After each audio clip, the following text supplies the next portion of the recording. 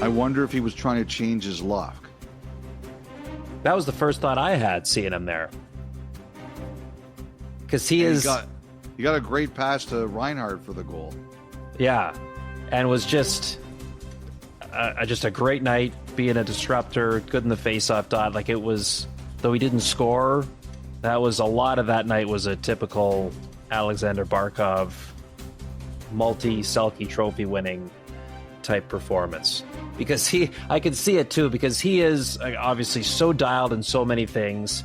Like, even where, like, the shoes that he trains in, it's like, I forget the specific brand name, Elliotte, but it's one that is for, allowing your feet, your toes to not be crunched. Like, it allows just for better toe placement. It's just a whole good for your foot health. Like, he's just all of that. Like, there's no stone unturned for how he goes about things. And despite all that, he's going, nah, you know what? I'm tagging along with you guys this time. I'm having a blizzard the night before Stanley Cup final game. It worked. It worked again for him. Like, it's been impressive. Another convert to the world of ice cream. Yeah. And I think DQ even did a little ad campaign throughout Edmonton over the weekend, kind of poking some jabs playfully at Brad Marchand, knowing that it all started really with him when it got real traction. Didn't matter. Blizzard Brad with 2 more goals. Another win for Florida on the road. And the Stanley Cup is within reach once again. I have another question for you, actually. Yeah. Before we wrap up. How cool was it interviewing Alphonso Davies? Oh, yeah, that was a real highlight. What a nice guy. Yeah? Yeah, I asked him, he was wearing a Davies 19 jersey. I asked him why he wasn't wearing the one, he did a jersey swap with McDavid once, right?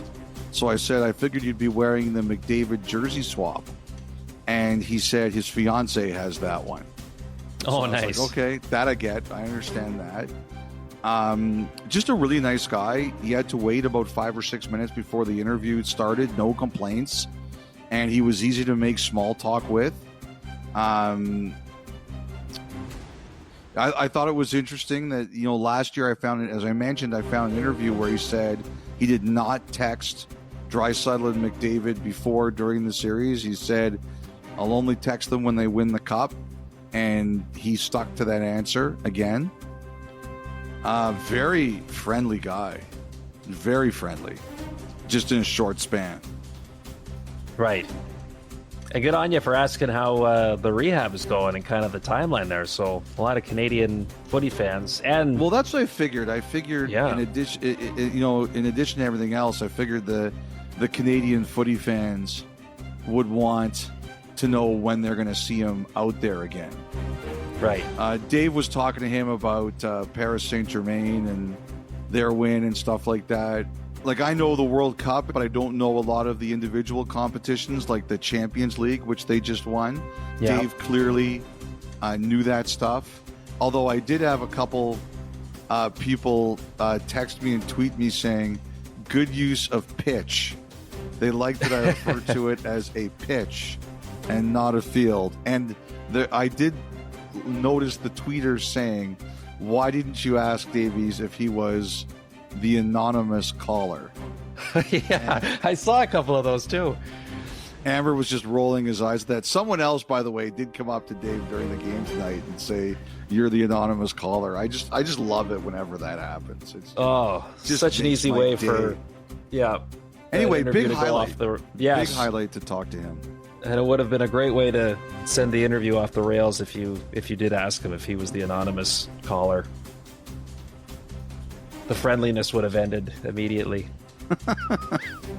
All right, so a tough night for the Oilers in Edmonton and a couple days to collect themselves as they will play for their season down in Florida on Tuesday night. Before we take our first break and get to some other news around the league, some other news from around the league here first, Elliotte. Why don't we begin with JJ Peterka? Because that's a name you brought up a few times here lately on the pod. Is there anything new, anything different with regards to Peterka and all the noise around him?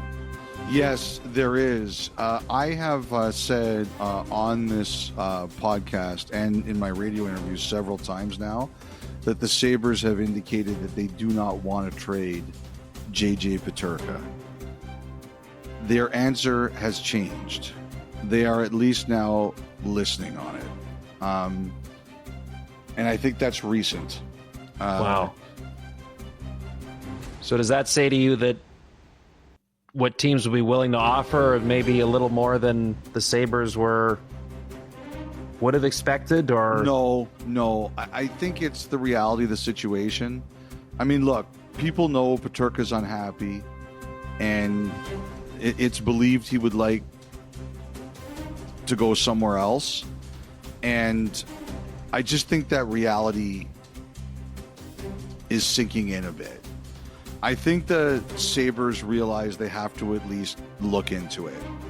And I think in the last little bit, it's gone from we don't want to do it and we're not doing it to we don't want to do it, but we at least have to look into it. So I think it's kind of, if you're serious, offer us something serious and we'll look at it. Wow. Well, I'm sure there would be a few teams that would be considering offering something serious. 23 years old, 28 goals 2 years ago, 27 goals last season, 68 points, career high. There's a lot to like there. There is a lot to like there. He's a really talented player. So now we're in we'll see mode. We'll see what happens here. All right. You want to touch on the Calder Cup Finals, the dramatic Game 1 here before we go to break? Yeah, I mean, we all saw that goal, right? The one that didn't count. Charlotte off the face-off on Shilovs. Yes, so Shilovs he was looking the other way, putting his gloves back on. Linesperson clearly didn't catch it, drops the puck, and it ends up getting shoveled into his net. The Checkers thought they had won. Officials gathered, and they end up calling the goal off. The game goes on, and Abbotsford ends up winning in double overtime.